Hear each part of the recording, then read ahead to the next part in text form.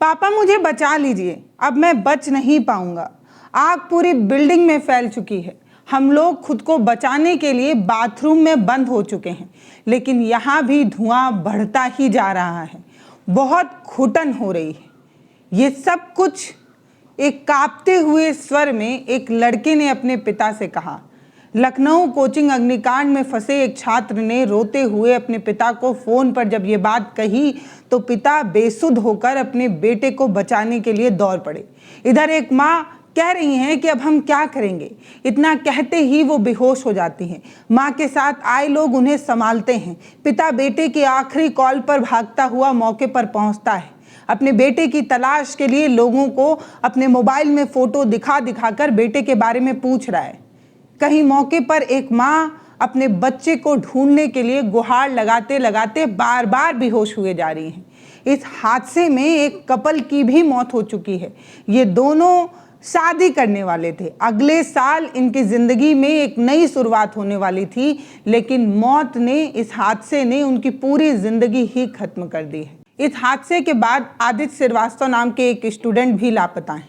उनके बारे में कुछ भी पता नहीं चल पा रहा है।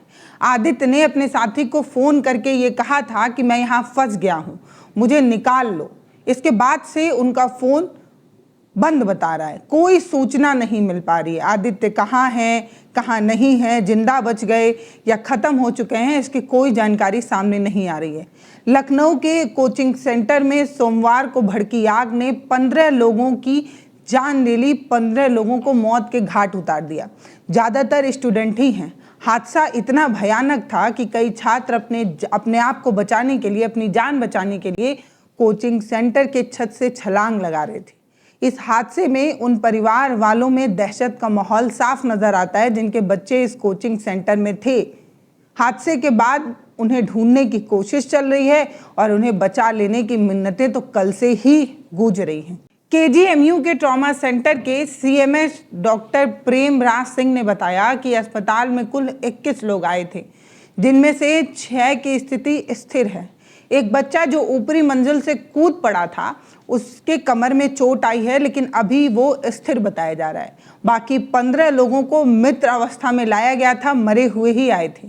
हम जरूरी कानूनी औपचारिकता पूरी कर रहे हैं। 100 को मुर्दा घर भेजा जा रहा है। अस्पताल में बेड आरक्षित हैं, दवा और बेड की कोई कमी नहीं है, तो इलाज ठीक से चल रहा है, इस तरीके की बात बताई गई। एक राहगीर ने कहा, हम काम पर जा रहे थे तभी हमने आग लगते देखी। ये देखने के लिए रुक गए कि क्या हो रहा है। यहाँ लोग कह रहे हैं कि बच्चे इमारत के अंदर फंस चुके हैं। जो चीखें, जो दर्द, जो बेबसी इन आवाज़ों में दिख रही है, वो हैरान और परेशान कर सकती है। एक स्थानीय नागरिक ने कहा कि यहाँ लोगों ने मुझे बताया कि आग शॉर्ट सर्किट की वजह से लगी है। पूरी जानकारी आधिकारिक रिपोर्ट आने के बाद ही सामने आएगी। मैं कभी कभार यहाँ पहुँच जाया करता हूँ, उस रास्ते से गुजरता हूँ, लेकिन इस तरीके की तस्वीर डरावनी थी, ये लोग बता रहे हैं। दोस्तों, इस बिल्डिंग में संचालित होने वाली एक एनिमेशन सेंटर पूरी तरीके से ऑटोमेटिक थी। सेंटर का गेट भी बायोमेट्रिक व्यवस्था से ही खुलता या बंद होता था। अंगूठा लगाएंगे, दरवाजा खुलेगा। आग लगते ही गेट लॉक हो गया। भीतर मौजूद लोगों ने काफी प्रयास किया, लेकिन गेट नहीं खुला। गेट इतना भारी था कि इसे अंदर से तोड़ा नहीं जा सकता था। इसी कारण सेंटर के जो भीतर कर्मचारी थे, जो वहाँ ट्रेनिंग ले रहे बच्चे थे, वो फंसे हुए थे। काफ़ी प्रयासों के बाद भी वो जब बाहर नहीं निकल पाए तो उनका दम घुटने लगा और दम घुटने की वजह से उनकी मौत हो गई। अग्निकांड का कई वीडियो सोशल मीडिया पर वायरल है, जो विभत्स है, डरावना है। शुरू में जब आग लगी तो कुछ युवक युवतियों ने हिम्मत दिखाई और बिल्डिंग का शीशा तोड़ दिया। इसके बाद बिजली के तार के सहारे तीसरे मंजिल से नीचे उतरते भी दिखाई दिए, अपनी जान बचाते भी दिखाई दिए। कुछ युवक युवती तार पकड़कर नीचे उतरते वक्त नीचे भी गिरे, जिसकी तस्वीरें आई। धीरे धीरे आग विकराल रूप लेता दिखाई दिया। जब आग बहुत ज्यादा बढ़ गया तो युवक तार के सहारे नीचे नहीं उतर रहे थे, बल्कि छत से कूद रहे थे। हादसे में जान गंवाने वाले मूल रूप से सीतापुर निवासी आदित्य श्रीवास्तव, जो सेंटर में 3D एनिमेशन का कोर्स कर रहे थे। वो राम चौराहे के आसपास किसी किराए के मकान में रहते थे। परिवार में पिता आलोक और माता कल्पना है। बेटे की मौत की खबर पाकर परिजन पोस्टमार्टम हाउस पहुंचते हैं। परिजनों ने बताया कि बेटे ने बताया था कि सेंटर हाई लेवल उपकरण लगे हुए हैं, सेंटर पूरी तरीके से ऑटोमेटिक है, बिना बायोमेट्रिक के कोई भीतर आ ही नहीं सकता।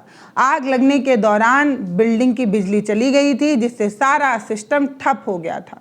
वहां भीतर मौजूद लोग बाहर निकल ही नहीं पा रहे थे क्योंकि दरवाजा ही नहीं खुल पा रहा था, क्योंकि वो फुल्ली ऑटोमेटिक था।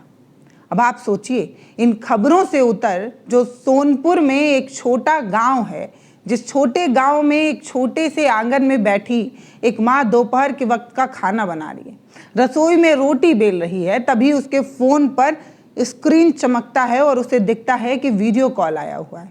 उसने अपने बेटे का वीडियो कॉल देखा, जिसे अपना पेट काटकर, अपनी ज़रूरतों को मारकर, अपने गहनों को गिरवी रखकर एक बड़े शहर में बड़ा अफसर बनने के लिए भेजा था। माँ के चेहरे पर अचानक से चमक आती है क्योंकि लाडले का फ़ोन आया है।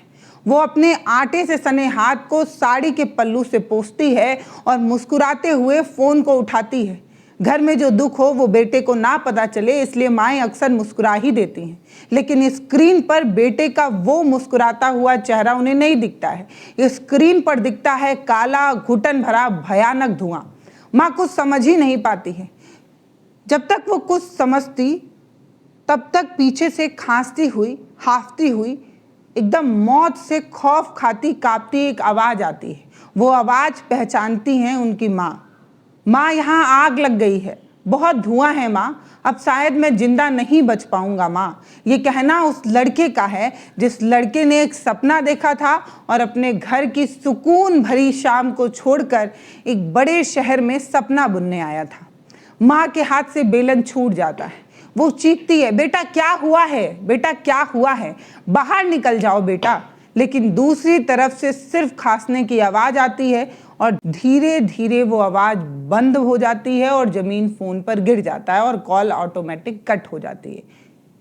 ठीक उसी वक्त वहाँ से मीलों दूर एक दूसरे शहर में एक पिता को फ़ोन बजता है। पिता की फ़ोन की घंटी बजती है। पिता किसी दफ्तर में बैठकर अपने महीने की EMI जोड़ रहा था, बेटी की अगली कोचिंग की फीस का हिसाब किताब लगा रहा था। अचानक से फ़ोन देखता है कि बेटी का है। फ़ोन उठाता है। दूसरी तरफ से उनकी लाडली बेटी कांपती हुई, रोती हुई, दम तोड़ती हुई आवाज़ में कहती है कि पापा मुझे बचा लो, पापा मैं बाथरूम में फंसी हुई हूँ, यहाँ बहुत धुआं है, मुझे सांस नहीं आ रही है पापा, मैं सांस नहीं ले पा रही हूँ, शायद अब मैं नहीं बचूंगी। ये किसी हॉरर फिल्म की रोंगटे खड़े करने वाली डायलॉग और स्क्रिप्ट नहीं है दोस्तों। ये लखनऊ में डबल इंजन की सरकार और विकास मॉडल की एक खौफनाक और नंगी हकीकत है, जिसने 15 हंसते खेलते नौजवानों को जिंदा भून दिया है। जानते हैं इनकी मौत कैसे हुई? किसी दरवाजे की खराबी से नहीं हुई जिसे ऑटोमेटिक बताया जा रहा है, किसी शॉर्ट सर्किट की वजह से नहीं हुई जो AC में लगी थी। इनकी जान गई है उस सिस्टम की लापरवाही से, उस भ्रष्ट नगर निगम की वजह से, सत्ता के अहंकार में बैठे उन लोगों की वजह से जिन्होंने चंद रुपए के रिश्वत लेकर एक आवासीय इलाके में एक ऐसी बिल्डिंग खड़ा कर दी जिसे मौत का कुआं कहा जा रहा है।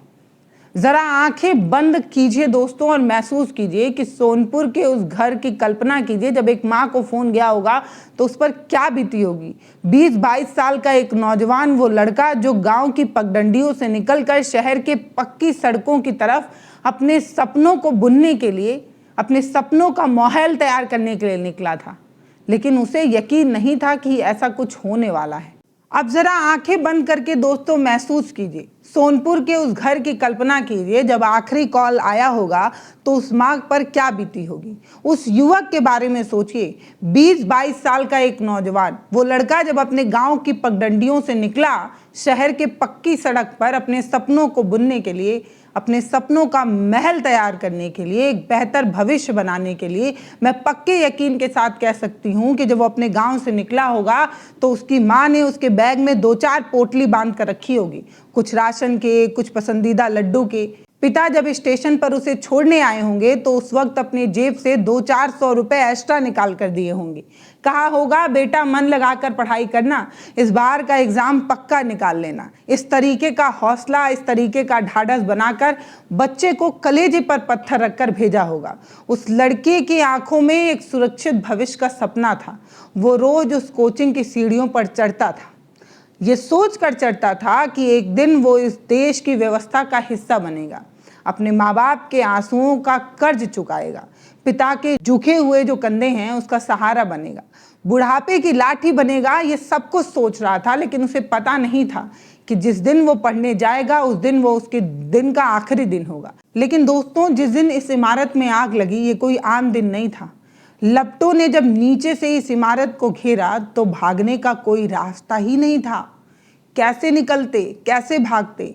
एक ही तो सीढ़ी थी और वो सीढ़ी आग का धधकता हुआ कुआं बन चुकी थी। कपा देने वाला दर्दनाक मौत जब सामने दिखता है तो क्या होता है? हर तरफ चीख पुकार, धुएं का गुब्बारा, मौत का तांडव।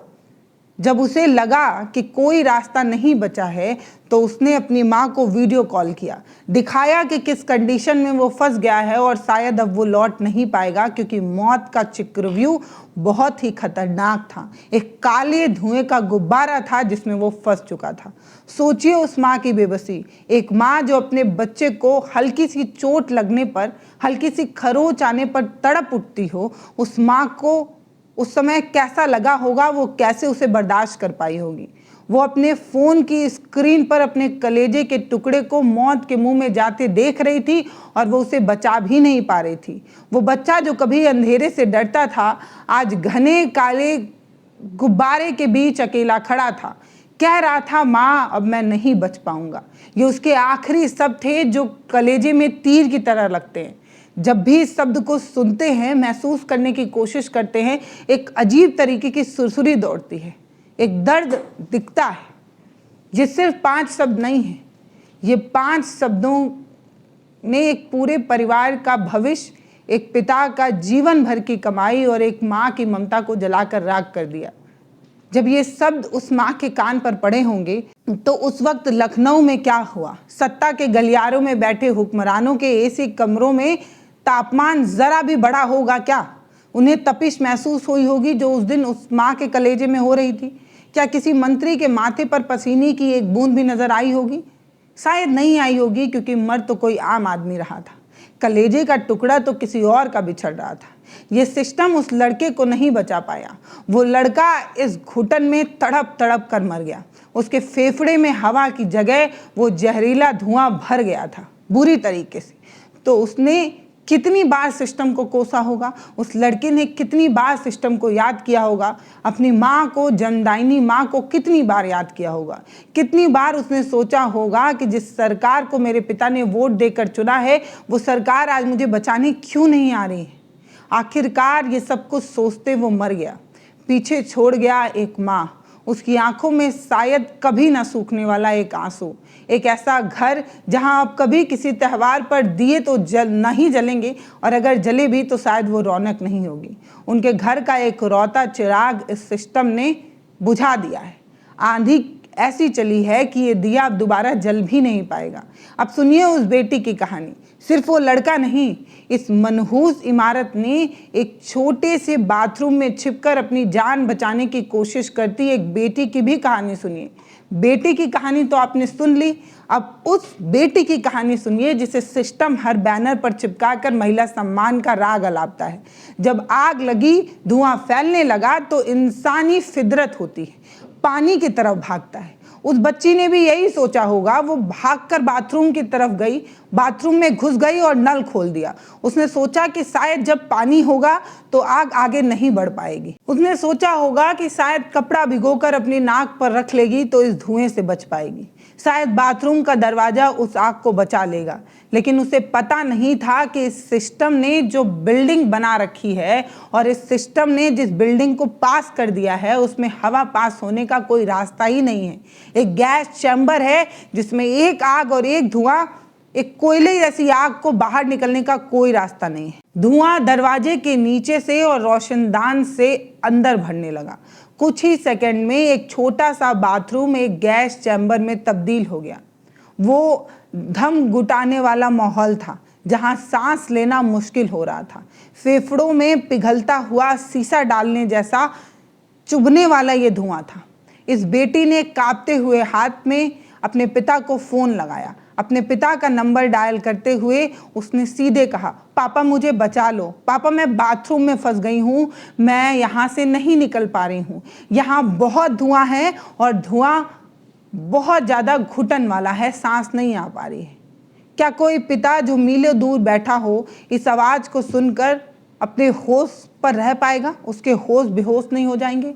वो पिता फोन पर चीखता है, चिल्लाता है कि बेटा बाथरूम में क्यों बंद हो, बाथरूम से बाहर निकल जाओ, बेटा किसी से मदद मांग लो। लेकिन वो किससे मदद मांगती, बाहर कैसे निकल पाती? बाहर तो उससे भी ज्यादा धुआं था। मदद किससे मांगती? वहां तो पूरा का पूरा सिस्टम ही एक मुर्दा हो चुका था। वो पिता अपनी जगह पर खड़ा होता है, तड़पता रहता है, भगवान से मिन्नतें कर रहा होता है कि शायद कोई चमत्कार हो जाए, शायद कुछ ऐसा हो जाए जिससे बेटी की जान बच जाए। वो पागलों की तरह अपने दफ्तर से बाहर निकलता है, दौड़ता भागता जैसे तैसे वहां पहुंचता है, और वो क्या ही कर सकता था। वो बेटी इस सिस्टम के बनाए गैस चैम्बर में तिल तिल करके दम तोड़ देती है। अब जरा सोचिए कि इस खौफ वाले मंजर में जब मौत आपके सामने खड़ी हो, आपको पता हो कि अब आप किसी भी तरीके से बच तो नहीं पाएंगे, जब आपको पता हो कि अब आप आखिरी बार अपने पिता से बात कर रहे हैं, तो आप क्या बात करेंगे? फोन उसके हाथ से छूटकर नीचे गिर जाता है। उस पिता के कान में हमेशा के लिए बस एक आखिरी चीख सुनाई देती है, पापा बचा लो। लेकिन पापा भी कैसे बचा पाते जब सिस्टम के चक्रव्यूह में उनकी बेटी फंस चुकी थी, जब सत्ताधीश के बड़े बड़े मंचों से दावे करते हुए इस तरीके की आवाज़ सुनाई देती है, बेटी बचाओ बेटी पढ़ाओ। लंबे चौड़े भाषण दिए जाते हैं, लेकिन वही बेटी पढ़ने के लिए शहर में जाती है तो उसे क्या मिलता है? उसे मिलता है बिना फायर एनओसी का चलने वाला एक अवैध इमारत, सकरी सीढ़ियाँ जहाँ से एक बार दो लोग निकल भी ना सके, इतनी पतली सीढ़ियाँ। जब मौत सिर पर नाचने लगती है तो बचाने के लिए क्या कोई फायर अलार्म बजता है? नहीं, न प्रशासन की कोई टीम समय पर पहुंच जाती है। खबर यह भी है कि 35 मिनट की देरी पर फायर ब्रिगेड की टीमें पहुंची हैं। वो पिता आज भी लखनऊ की सड़कों पर अपनी बेटी को ढूंढ रहा है। उसे समझ नहीं आ रहा है कि जिस बेटी को उसने अफसर बनाने के लिए भेजा था, उसी की लाश को कैसे हाथों से समेटे। लेकिन इस मुर्दा सिस्टम को कोई फर्क नहीं पड़ता। वो उस पिता को सिर्फ एक कागज के टुकड़े का मुआवजा थमाकर उसकी चीखों को हमेशा के लिए दफन करने की कोशिश कर रहा है। मुआवजे में 2 लाख 5 लाख रुपए देकर आप इन चीखों को कभी चुप करा पाएंगे? आप समझ पाते हैं कि आपकी ये जो मुआवजे की राशि होती है, वो किसी कलेजे के टुकड़े के चले जाने का जो गम होता है वो कभी नहीं भर पाती। अब आते हैं उस असली कातिल पर। लोग कह रहे हैं कि आग लगी, कोई कह रहा है शॉर्ट सर्किट हुआ, कोई कह रहा है दरवाजा ऑटोमेटिक था, लॉक हो गया था, खुल नहीं पा रहा था, इसलिए ये सब कुछ हुआ। लेकिन मैं सीधे कहती हूँ ये सब कुछ झूठ है, बकवास है। ये सिर्फ जनता को भटकाने की एक साजिश है, बहलाने के लिए एक झूठ बोला जा रहा है। असली कातिल तो कोई मशीन या दरवाजा नहीं है। दरवाजे निर्जीव होते हैं, उनकी अपनी कोई मर्जी नहीं चलती। असली कातिल हमारा सिस्टम है। असली कातिल वो फाइल है जो सरकारी दफ्तर में रिश्वत के पहिए तले दबा दिया गया है। पहियों पर दौड़ता हुआ रिश्वत जो है वो जान ले गया है। जिस जगह पर यह कोचिंग सेंटर चल रहा था वो आवासीय इलाका था, रेजिडेंशियल एरिया था, यानी कि वो जगह जहां लोगों के घर होने चाहिए थे। नियम के मुताबिक वहां कोई भी कॉमर्शियल गतिविधि या कोई बड़ा कोचिंग सेंटर चल ही नहीं सकता था। लेकिन वहां धड़ल्ले से एक बहुमंजिला इमारत, कॉमर्शियल इमारत खड़ी थी, रोज ही चल रही थी। उसमें हजारों बच्चे भेड़ बकरियों की तरह ठूसे जा रहे थे। रोज बच्चे आते होंगे, रोज भीड़ इकट्ठा होती होगी, किसी को दिखा क्यों नहीं? कैसे किसी को नहीं पता चला? क्या वहां के नगर निगम के जो कमिश्नर हैं उनके आंखों में मोतियाबिंद हो गया था या उन्हें दिखाई नहीं देता है? फायर डिपार्टमेंट के इंस्पेक्टर कभी उस रास्ते से नहीं गुजरे होंगे, उन्होंने इस बात को नोटिस नहीं किया होगा? किया होगा? क्या पुलिस को नहीं दिखा होगा कि रोज हजारों बच्चे इस आवासीय इलाके की किस बिल्डिंग में जा रहे हैं तो क्यों जा रहे हैं? ये सब कुछ सुविधा शुल्क यानी कि गांधी जी की मुस्कुराती हुई तस्वीर से अनदेखा किया गया है। अधिकारियों की जेब में पहुंचती रही वो गांधी जी की मुस्कुराती हुई तस्वीर और सारे नियम कानून अंधे गूंगे बहरे होते रहे और इसी की वजह से इतनी बड़ी घटना हो गई। पूरी की पूरी बहुमंजिला बिल्डिंग में आने जाने के लिए सिर्फ एक पतली सकरी सी सीढ़ी थी। सैकड़ों बच्चे रोज इसी सीढ़ी से आते जाते थे। कोई इमरजेंसी एग्जिट पॉइंट था ही नहीं। इमरजेंसी एग्जिट के नाम पर सिर्फ एक दीवार थी। इन अधिकारियों को क्या ये बात पता नहीं होती है कि बिल्डिंग का नक्शा पास करते वक्त उन्हें ये पता होना चाहिए कि अगर आग लगेगी तो बच्चे कहाँ से निकलेंगे? पता तो सब होता है, लेकिन अधिकारियों को ये भी पता होता है कि अगर वो नक्शा पास नहीं करेंगे तो वो मोटी रकम इन्हें नहीं मिलेगी। तो मोटी रकम के लालच में सब कुछ चंगासी का नारा लगाकर तुरंत एनओसी दे दिया जाता है। आम आदमी अगर अपने घर का एक छज्जा भी आधा फुट बाहर निकाल ले तो नगर निगम का बुलडोजर अगले ही दिन सीना तान कर वहां पहुंच जाता है। लेकिन ये जो माफिया हैं, ये जो रसूखदार लोग हैं, ये अवैध रूप से मौत के कुओं को सालों साल बिना किसी रोक टोक के चलाते हैं। कैसे चला लेते हैं? क्योंकि इन भ्रष्ट अधिकारियों और कोचिंग मालिकों के तार एक ही सट्टा की एक ही मशीनरी तक पहुंचता है। वो चंदा देते हैं, ये धंधा करने देते हैं। आप समझ ही तो रहे होंगे, ये 15 मौत हादसा नहीं है, ये उन अधिकारियों द्वारा दिया गया एक हस्ताक्षर है, एक साइन है, जिन्होंने एक अवैध इमारत को सर्टिफिकेट दिया और इमारत दिन दहाड़े धड़ल्ले से चलती रही।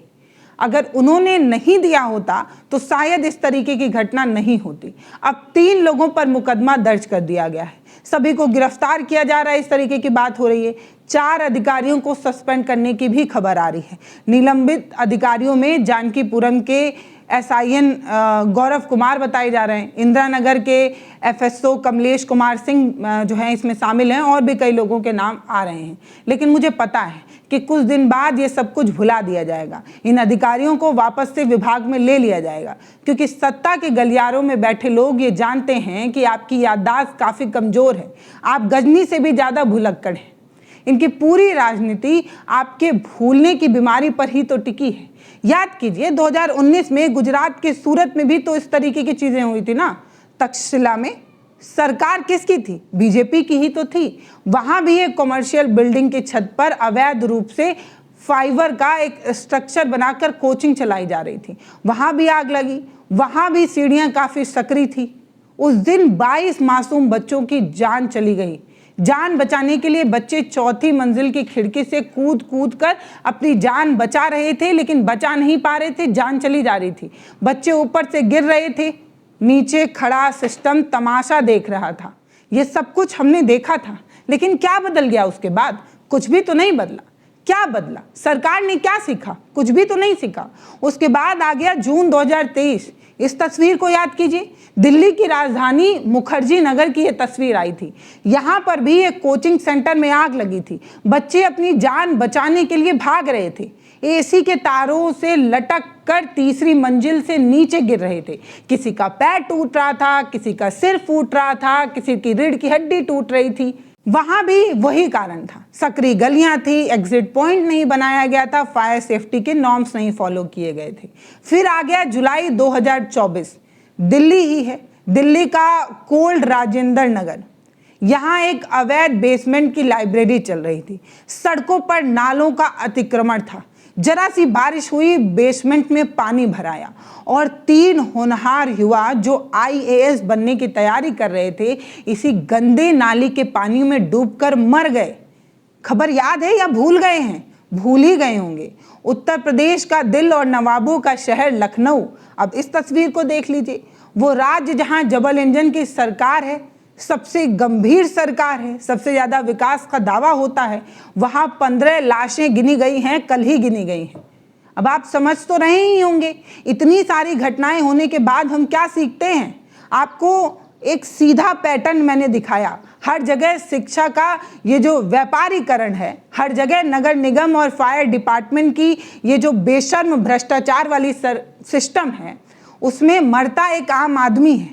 हर जगह सत्ता में बैठे लोगों की ये जो संवेदनहीनता है, ये हाथ से नहीं, ये सीरियल किलिंग जैसा लगता है। ये हमारा सिस्टम एक तय पैटर्न के तहत इन सारी घटनाओं को अंजाम देता है। इसलिए ये बात कह रही हूँ क्योंकि एक घटना के बाद हम सीख तो लेते ही, लेकिन हम सीखते नहीं हैं, यानी कि हम आदतन इस चीज को अपना चुके हैं। अब क्या होगा? भ्रष्टाचार मुक्त प्रदेश बनाने की आप बात करते हैं तो बताइए, ये जो कोचिंग माफिया हैं वो कौन है? ये सफेद पोशाक वाले जो शाम को अपने अधिकारियों के साथ बैठकर चाय पीते हैं और दिन के उजाले में नियमों की धज्जियां उड़ाते हैं। अगर प्रशासन इतना ही चुस्त है, अगर बुलडोजर इतना ही न्यायप्रिय है, तो ये अवैध कोचिंग सेंटर इतने सालों से आपके नाक के नीचे कैसे चल रहा था? आपको भनक तक कैसे नहीं लगी कि एक शिक्षा माफिया 15 बच्चों की जान खा गया? सच तो ये है कि इस देश में सिस्टम नाम की चीज कोई बची ही नहीं है। सिस्टम सिर्फ गरीबों को सताने, ठेले वालों को सड़क से हटाने और आम आदमी को बिना हेलमेट के चालान करने के लिए बना हुआ है, इसी पर एक्टिव है। जब बात होती है किसी रसूखदार बिल्डिंग या किसी कोचिंग माफिया पर, तब इनकी घिग्गी बंद हो जाती है। सिस्टम दुम दमाकर भागने लगता है जैसे चूहे ने एक खूंखार बिल्ली देख ली हो। ऐसा ही तो होता है। एक कहावत है, ढाक के 3 पात। वो कहावत सरकार और प्रशासन पर बिल्कुल सटीक बैठती है। वादे हजार हैं, लेकिन काम के नाम पर सिर्फ भ्रष्टाचार। इन विज्ञापनों की चमचमाती शाही को जरा खुरच कर देखिए। इनके पीछे लखनऊ की ये जली हुई इमारत की कालिक छिपी हुई है। ये कंक्रीट के जो जंगल खड़े किए जा रहे हैं, ये विकास का प्रतीक नहीं है। ये हमारे युवाओं के लिए बनाया गया एक शमशान है। यहाँ रोज किसी न किसी के सपने दफन हो रहे हैं, हर रोज किसी न किसी की जानें जा रही हैं और खबरों के नाम पर सिर्फ तमाशा किया जा रहा है। जिम्मेदारी तो तय हो नहीं पा रही है, इसलिए घटनाएं हर बार दोहराई जा रही है। इस घटना के बाद भी अगर हमने कुछ नहीं सीखा तो मैं मान लेती हूँ कि हम सच में गजनी बन चुके हैं, हम सच में भूलने के आदी हो चुके हैं। शायद ये बात बिल्कुल सही है कि समय हर घाव को भर देता है, लेकिन क्या उस घाव को भी भर पाएगा जिस घाव में लोगों ने अपनों को खो दिया? 15 परिवार जिनके बच्चे, जिनके चिराग को एक आंधी ने डुबा दिया, बुझा दिया, वो परिवार भी क्या सच में सब कुछ भूल कर आगे बढ़ पाएगा? सवाल तो यही है।